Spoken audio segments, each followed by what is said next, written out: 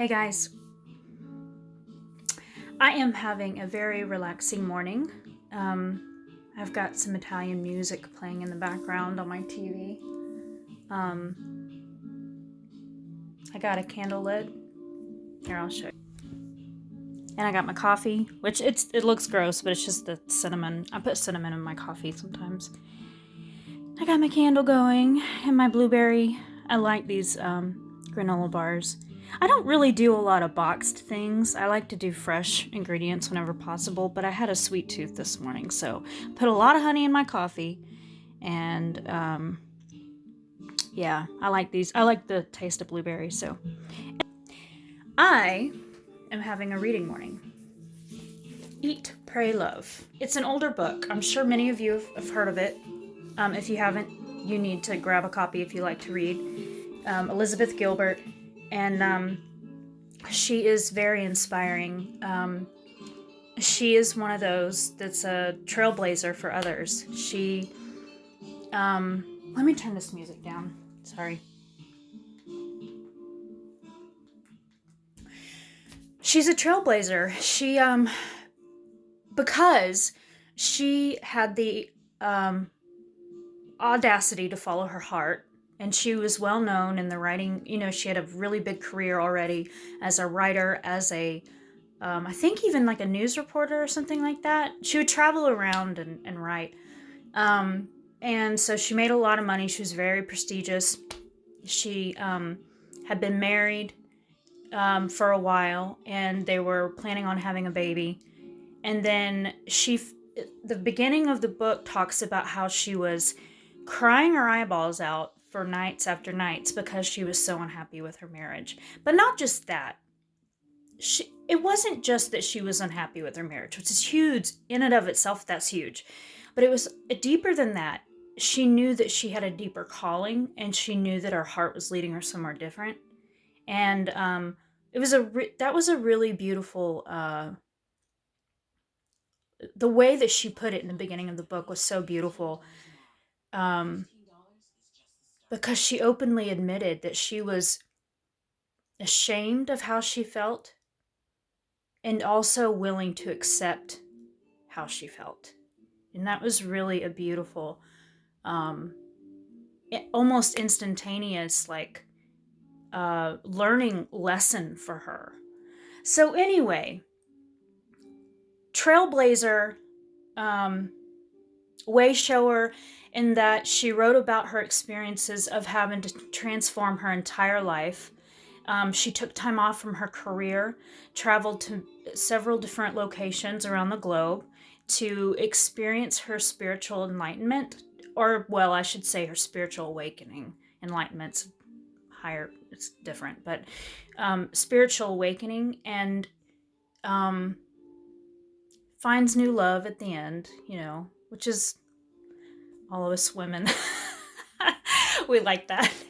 But anyway, I wanted to share a little bit of the book, or what I was reading this morning, and I'm going to put my phone here, and hopefully that works good.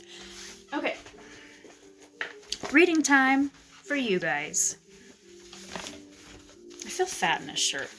I know I'm not, but I don't know. It's just like a, 2 sizes too big for me shirt. Anyway, so this is like her first experience with like spirituality. So I'm just going to read it. Story time.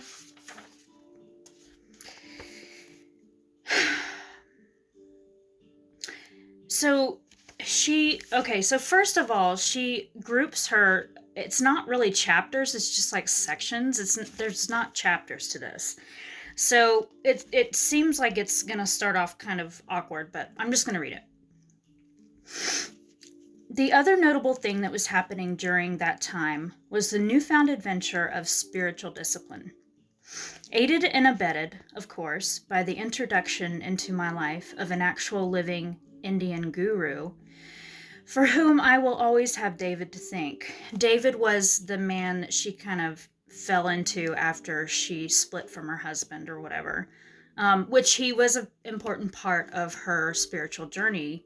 but he wasn't the ultimate man that she would end up with. I'd been introduced to my guru the first night I ever went to David's apartment. I kind of fell in love with them both at the same time. I walked into David's apartment and saw this picture on his dresser of a radiantly beautiful Indian woman, and I asked, "Who's that?" He said, "That's my spiritual teacher." My heart skipped a beat and then flat out tripped over itself and fell on its face.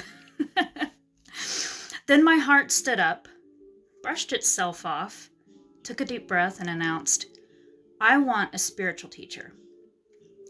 I literally mean that it was my heart who said this, speaking through my mouth.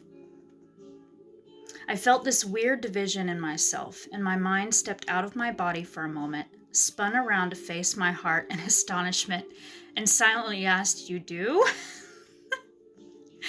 "Yes," I replied my heart, "I do." Then my mind asked my heart, a tad sarcastically, "Since when?" But I already knew the answer.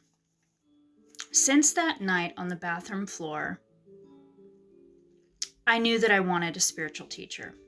I immediately began constructing a fantasy of what it would be like to have one. I imagined that this radiantly beautiful Indian woman would come to my apartment a few evenings a week, and we would sit and drink tea and talk about divinity, and she would give me reading assignments and explain the significance of the strange sensations I was feeling during meditation. All this fantasy was quickly swept away when David told me about the international status of this woman, about her tens of thousands of students, many of whom had never met her face to face. Still, he said, there was a gathering here in New York City every Tuesday night of the guru's devotees who came together as a group to meditate and chant.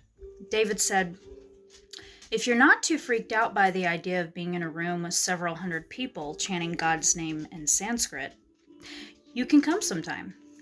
I joined him the following Tuesday night.